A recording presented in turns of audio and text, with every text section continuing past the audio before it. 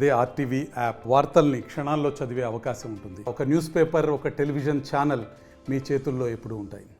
నా పేరు DM Obulesh Yadav, RSF రాష్ట్ర అధ్యక్షులు. ఈరోజు వైఎస్ఆర్ ప్రెస్ క్లబ్లో విలేకరుల సమావేశం నిర్వహిస్తూ ఉన్నాం.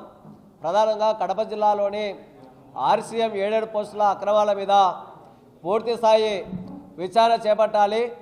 6 కోట్ల రూపాయల అక్రమాలకు పాల్పడినటువంటి కుంభకోణం మీద విచారణ చేపట్టాలి. బాధితుల మీద క్రిమినల్ కేసు నమోదు చేయాలని చెప్పి డిమాండ్ చేస్తూ ఈ సమావేశం నిర్వహిస్తూ ఉన్నాం.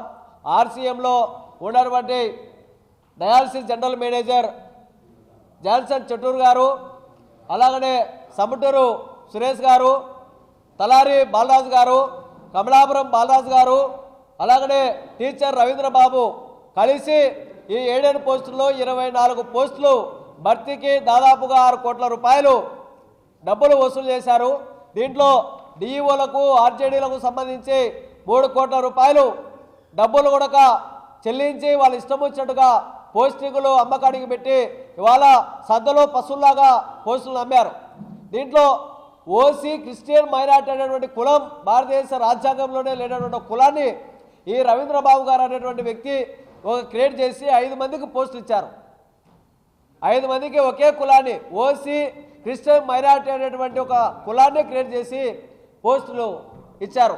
వీళ్ళు 14 పోస్టులు కడప జిల్లాలో వేరే వేరే ప్రాంతాల్లో ఇచ్చినటువంటి కమలాపురము, లేకపోతే ఉడక బద్వేలు, పూర్వావిల్ల, కలసపాడు, రామాపురము, బద్వేలు లాంటి ప్రాంతాలు ఇచ్చినటువంటి పోస్టులు ఏవైతే ఉన్నాయో ఆ పోస్టులు అక్కడ వాళ్ళకు పోస్టింగ్ ఆర్డర్ వచ్చిన చోట వర్క్ లేకోకుండా ఇవాళ కడప కేంద్రంగానే ఇవాళ శాలరీస్ కూడా పెడతా ఉన్నారు. మేము ఈ అంశాలన్నిటి మీద కులంకుశంగా డిస్కషన్ చేసి డిఓ గారిని ఓ కమిటీ వేసి పూర్తి స్థాయి విచారణ చేపట్టాలని చెప్పి అడిగాం. అయినా 2 నెలలు అవుతా ఉంది. దీని మీద కాలయాపన చేసి కమిటీని పూర్తి స్థాయిలో నడుపుకోకుండా ఇవాళ నిర్లక్ష్యం చేస్తూ ఉన్నారు. అంటే దీంట్లో డిప్యూటీ డిఓగా ఉన్నటువంటి రాజగోపాల్ రెడ్డి గారు దాదాపుగా 10 లక్షల రూపాయలు, 30 లక్షల రూపాయలు డబ్బులు తీసుకొని వాళ్ళ మొత్తం అమ్ముడు పోయి వాళ్ళకు అనుకూలమైనటువంటి సిస్టాన్ని వాళ్ళ డబ్బులు చేసినటువంటి పరిస్థితి ఉంది. వాళ్ళకి ఎవరికెవరికి ఇచ్చారనేటువంటి అమౌంట్ లిస్ట్ అవుట్ కూడా మనం తీసుకున్నాం.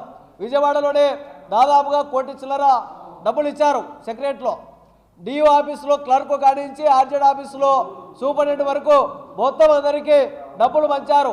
ఈరోజు అక్కడ ఉన్నటువంటి ఫాదర్లు, బిషప్లు మేము డబ్బులు ఇస్తే అధికారులు మా మాట వింటారు, మేము ఏమి చేసినా చెలాబడి పద్ధతిలో వాళ్ళ అక్రమాలకు పాల్పడ్డారు. అందుకనే జిల్లా కలెక్టర్ గారిని మేము డిమాండ్ చేస్తూ ఉన్నాం. ఆర్సీఎంలో జరిగినటువంటి 6 కోట్ల కుంభకోణం మీద న్యాయ విచారణ చేపట్టాలి. ఎవరైతే 5 మంది బాధితులు బిషప్లు, ఫాదర్లు ఉన్నారో వాళ్ళ మీద కేసులు నమోదు చేసి అరెస్టు చేయాలని చెప్పి ఈ డిమాండ్ చేస్తూ ఉన్నాం. లేని పక్షంలో పెద్ద ఎత్తున ఆందోళన చేయడానికి ఆర్ఎస్ఎఫ్ సిద్ధం కాబోతా ఉంది. ఇవన్నీ పక్కా ఎవిడెన్స్ తోటి కూడా మేము ఈ మీడియా ముందుకు రావడం జరిగింది. మరిన్ని వీడియోస్ కోసం ఛానల్ ని సబ్స్క్రైబ్ చేయండి. లేటెస్ట్ అప్డేట్స్ కోసం వాట్సాప్ ఛానల్ ని ఫాలో చేయండి. అండ్ లింక్ డిస్క్రిప్షన్ లో ఉంది.